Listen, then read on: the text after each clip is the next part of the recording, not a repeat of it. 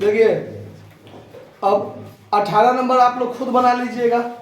जैसे 17 में बताए थे उसमें खाली कैपिटल इन्वेस्टेड नहीं दिया हुआ है, तो कैपिटल इन्वेस्टेड बराबर एसेट्स माइनस लायबिलिटीज, एसेट्स और लायबिलिटीज दिया हुआ है, घटा लीजिए, कैपिटल इन्वेस्टेड निकल जाएगा, बाकी काम आप स्वयं कर सकते हैं। 19 नंबर प्रश्न पर ध्यान दीजिए। कहता है कि ए और बी एक फर्म में साझेदार है, फर्म की विनियोजित पूंजी 5 लाख है। फिर आगे कहता है सामान्य प्रत्याय दर 10% है। तो नॉर्मल प्रॉफिट निकालने का तो यही है, कैपिटल इन्वेस्टेड दिया हुआ है, नॉर्मल रेट दिया हुआ है।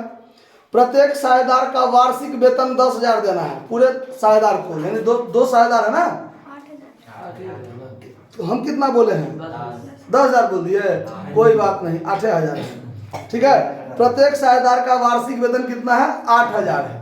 तो दो साझेदार थे, दोनों को 8,000 देंगे, तो दोनों मिला के 16,000 तो सैलरी के रूप में खर्च होगा ना।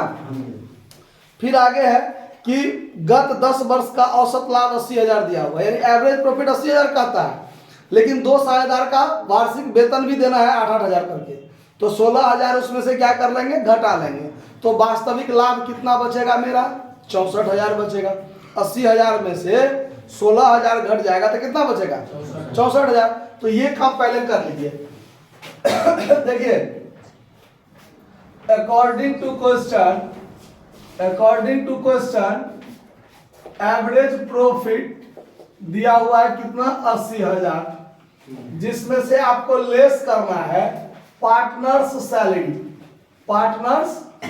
सैलरी, यानी 8,000 एक साझेदार का, तो 2 साझेदार है ना, तो 2 से गुना कर दीजिए, 16,000 घट जाएगा, तो 64,000 क्या बचेगा हमारा, एक्चुअल प्रॉफिट बचेगा, ठीक है। यानी एवरेज रूप में एक्चुअल प्रॉफिट हमारा कितना बचेगा, 64,000 बचेगा। चूंकि साझेदार को सैलरी देना क्या है, जरूरी है, यह व्यवसाय का सामान्य खर्चा है जो करना अनिवार्य है, जो देना पड़ेगा, तो दे दिए। आया बात समझ में। अब आगे काम होगा नॉर्मल प्रॉफिट का। तो नॉर्मल प्रॉफिट बराबर होता है कैपिटल इन्वेस्टेड गुने नॉर्मल रेट बट्टा में कितना, 100। तो 5 लाख रुपया है कैपिटल इन्वेस्टेड, और नॉर्मल प्रॉफिट का रेट क्या है, 10%। तो 10% निकाल दीजिए, तो ये से ये कट गया तो 50,000 हुआ। अब आगे देखिए, अब आगे क्या निकालना है आपको, सुपर प्रॉफिट। तो average profit minus normal profit, तो एवरेज प्रॉफिट आपका कितना बचा है, 64,000, नॉर्मल प्रॉफिट 50,000, तो सुपर प्रॉफिट कितना, 14,000। सवाल में कहता भी है अधिलाभों का पूंजीकरण विधि आधार पर था, अधिलाभ निकालना अनिवार्य था ना, तो पहले अधिलाभ निकाल लिए।